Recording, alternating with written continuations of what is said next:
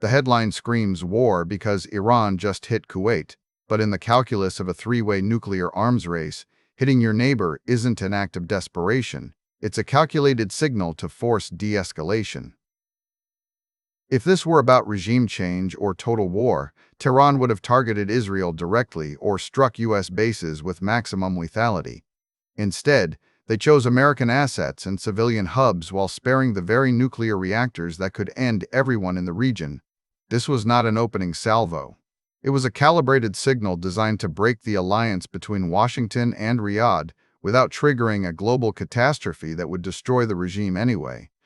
The question is not who fired first, but why Iran is betting on economic pain rather than mutual destruction to win leverage in this new nuclear triangle where every actor fears being the one to cross the line into radiological collapse. The strategic logic behind these strikes rests entirely on escalation management within a volatile dynamic involving Tehran, Washington, and Jerusalem. The target selection reveals a specific constraint, avoiding radiological catastrophe. While Iran possesses precision missiles capable of striking deep into Israel or U.S. command centers, they deliberately avoided operational light water reactors like Bushehr during their recent attacks on American assets in Kuwait. CSIS analysis confirms that hitting these facilities would release iodine-131 and cesium-137, contaminating the Gulf's critical desalination infrastructure and rendering neighboring states uninhabitable, a move that guarantees total regional collapse rather than political leverage. By sparing the nuclear plants, Iran signals a terrifying restraint. They are willing to inflict damage but will not cross the threshold of making the entire region toxic. This constraint forces every other player in the room to realize that any further escalation could result in an environmental disaster from which no one recovers. Quick resource note: I keep a curated set of Amazon search links in the description for books, gear, and tools relevant to this channel's topics. Some are affiliate links, so I may earn a commission at no extra cost to you. Please consider supporting the channel by using those links if you find something useful.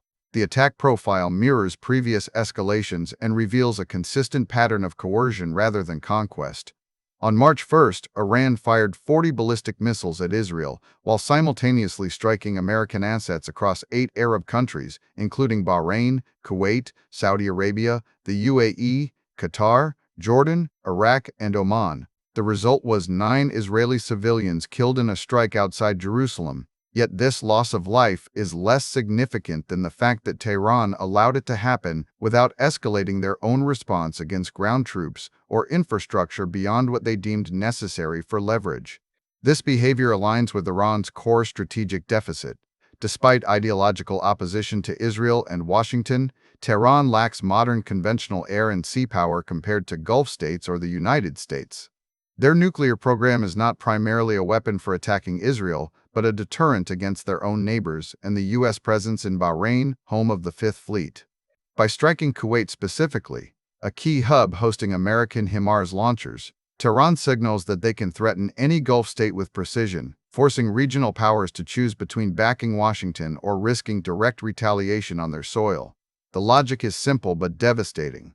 If a host nation cannot protect its own territory from Iranian missiles because the U.S. presence makes it a target, then hosting American bases becomes an existential risk rather than a security guarantee. This dynamic was further underscored by the Midnight Hammer operation, where B-2 Spirit bombers used 12 GBU-57 bunkerbuster munitions against the Fordow facility buried 300 feet underground near Qom. The use of such specialized weaponry highlights that both sides are treating this as a high-stakes chess match where physical destruction is limited to specific nodes, not total annihilation. This changes how you read every subsequent headline about retaliation or escalation. When the news says Iran hit Kuwait, do not assume they want a war with America. Assume they are trying to stop one by making it too expensive for their neighbors to support U.S. operations. The stakes here are not just military victories, but a shift in global energy security and alliance structures. If Gulf states realize that hosting American bases makes them primary targets of Iranian missiles, the entire architecture of American power projection in the Middle East fractures from within. For the viewer, this explains why escalation is happening without full-scale war. It is a new form of coercion, where the threat of nuclear fallout or oil market collapse acts as the ultimate check on military aggression. The core tension driving this three-way race is that Iran spends far less on military imports than Gulf states yet lacks modern aircraft or ships to match them directly. Nuclear weapons would threaten every Gulf state due to their concentrated populations, forcing the U.S. Cygnus and regional allies to exercise extreme caution before escalating conflicts beyond a certain point.